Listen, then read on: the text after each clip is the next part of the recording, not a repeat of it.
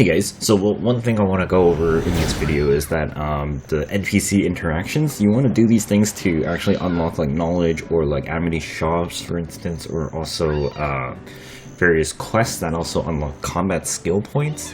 That's very useful.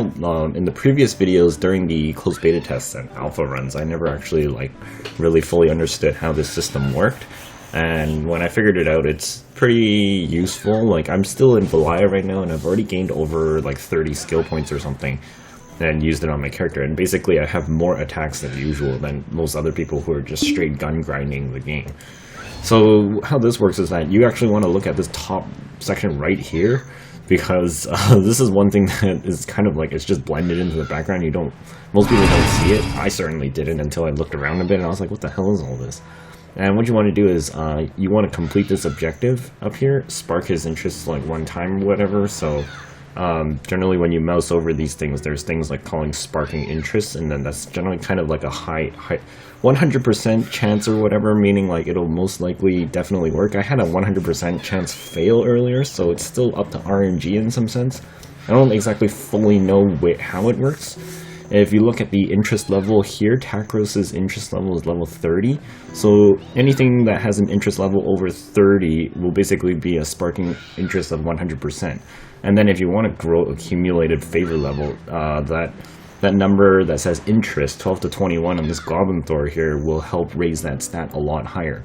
The other thing is that the more successes you have, the higher that accumulated favor level will go up. So the higher this accumulated favor level goes up, I generally tend to see a lot more Amity growing up. So right now I'm on the third try and I already have 147 on Amity gain. And this last one is to just spark his interest one time, which is pretty easy. And sometimes when you get like a talk freely requirement, those are probably the easiest ones where you can raise a lot of Amity. You want to try and get the most out of it. And then you also see like things like the next combo effect here. It says after 3 turns, favor will be reduced by 5 to 4 turns. You want to use kind of these guys first if you can. It'll cause like effects. I don't know why it says reduced, because it actually increases the favor gain for the node that you use. It increases the favor node for the ones that you use on the grid or whatever. It might be because that this favor level would be higher than his favor level. And then modules that you use that are higher favor level will generally have more of the interest gain compared to ones that are like closer to his level. So if you look at the Goblin Giant Tower, there's 0 interest level, 0 favor levels, and that's why it sparks nothing for this guy. And basically, if you need to fail, sometimes you actually have to fail sparking their interest in order to gain Amity. So sometimes you want to throw in these really stupid low chance of sparking interest ones in there, and then otherwise you'll fail. If you fail this objective, you get nothing. So out of the 3 tries that you're going for, if any of those 3 tries fail, you get no Amity at all from the guy. But on this third objective here, I've got it pretty easy, so I'm just going to go with the Goblin Shaman here. So after 3 turns, so three turns later, 1, 2, 3, like these 3 slots will have extra favor gain. So that's where I put like these lower sparking interest ones. The lower chance ones will actually, the more successes you have, the higher the chance for the lower chance ones to succeed later. So if you put these lower ones early on, they might fail before it even happens. Whereas if you put it later and you have a lot of successes and talking with the NPC with it, then it'll have an invisible chance that isn't really updated that it'll succeed. Because I put a 3% in there before and it succeeded somehow, and I was like, there's no fucking way. I'm like, I made it succeed 3 times in a row, right? So I'm like, there's no way I'm that lucky. The system is kind of invisible in that sense. So I'm going to put this 100% one here. And then I'm also going to drop this. There's another 100% one on the sparking interest. I definitely not going to need that one. And then the Goblin Cauldron grants... Oh, actually, this thing grants more, so I'm going to drop this one in here. And if I put this one here, it gets a bonus from this one, so the favor goes skyrocketing. As long as these 2 succeed, this will multiply up even higher. I'm not going to be able to use this guy, and he gives less bonus than this Goblin here, and it's higher chance, so 70% chance. And it gets a favor plus 5, so it's going to grant me even more interest on the favor levels. And I'll finish off with this guy who seems to give the most favor out of everything, but has the lowest chance out of this selection that I've got. And then how do you expand this selection is basically you gotta find the knowledge in the world by either talking to NPCs, hunting monsters until you have their knowledge, or just like interacting with objects or doing quests. So that's the complicated. It's not too complicated once you understand how it goes. So that's why I put this guy in the first tier. He's gonna buff these 3 nodes, these 3 knowledge pieces here. And you notice like there's a blue +5 on it. That's why I find it kind of odd when it says favor will be reduced by 5. It's the same thing for like things that say like there's other combo effects that say like sparks lowers interest or whatever. It basically means it's lowering the NPC's interest level, not necessarily your modules here or your pieces, whatever you want to call them. So let's see, let's watch this thing go up like crazy. So, you know, 76, 172, 291, and 438. Like, that's a huge amount of favor, and look how much Amity I gained, 295. And that's kind of how you can really quickly boost your Amity with an NPC, and then unlock all the extra nodes and little things. And then after that, once it's done, you actually have to exit this dialogue window, and it'll update the next time you actually talk to him, so don't worry, it's not a bug. It's just that you have to talk to him again, and these things will unlock. So, Kron Castle unlocks at 150, I got up to 4...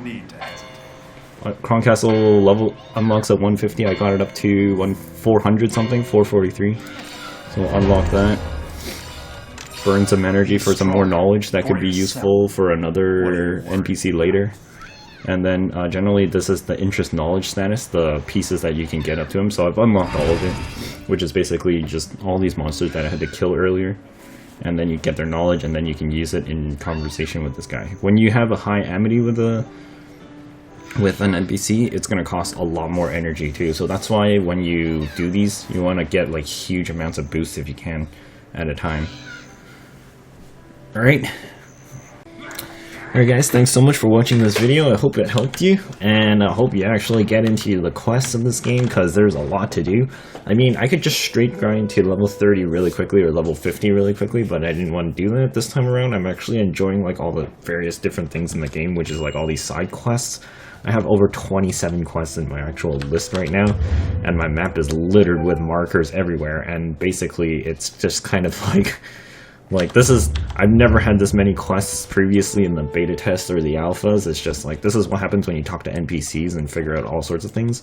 I've also unlocked a lot of these knowledge things, and I have 49 energy at the level 17 right now, with at least 32 contribution points and over probably 30 combat skill points already, because this is my skill tree. I've already invested like a lot into like defense and other things that are really expensive to cost. You'll find most of the combat skill points off the Black Spirit quests, but some of the Black Spirit quests get unlocked just from doing these side quests as well. So it is worth it to do them in some sense. It'll also introduce you to a lot of the game's systems. At first you can literally, like in about half an hour's time, you can literally blow past Velia really quickly if you're just like straight grinding for levels. And then like I haven't even reached Heidel yet, which in previous videos like on other classes I have, but it's just like there's nowhere near as close as progressed as what I am currently. I have 21.66% of the quests in the entire Eastern Belenos area complete, much higher than any of my other playthroughs on the other class during the beta tests. So that's why I'm doing this. And then this guy is part of a hidden cave quest right now. And reading helps a lot in this game. So like lots of secret sites around. He says like there's a hidden cave at the coastal cliff if I keep going in the direction that he's looking at, which is part of this hidden treasure quest that I'm also doing. So he's looking somewhere in this direction. And if I have the map pieces can be combined. You have to put them in a particular order in your inventory for it to be combined. So I drop this item here, and then there's this little plus button here, and then you can click to combine it. And then I have the treasure map, and the destination can be seen from afar. It's somewhere over there. So that means the cave entrance is probably somewhere in this direction, and it leads all the way over there, I'm assuming. So, and then for some reason I have a Black Spirit quest, even though that wasn't there earlier. So this is what I mean by doing the side quests will unlock those things, and that's why I made this guy on the that's why I made this guide on the NPC Amity quests. So, you know, this helped you out. You know, I hope this really helped you out. And yeah, just let you know, I hope you enjoy. So like, this is like crafting an introduction, knowledge database, characters. Like, I still have, I've unlocked all the people of Western Belenos, all the merchants of Olvia. So there's lots of things to do in this game, which is something I really like about it. Alright guys, so until then, I'll see you in the next video. Bye bye for now.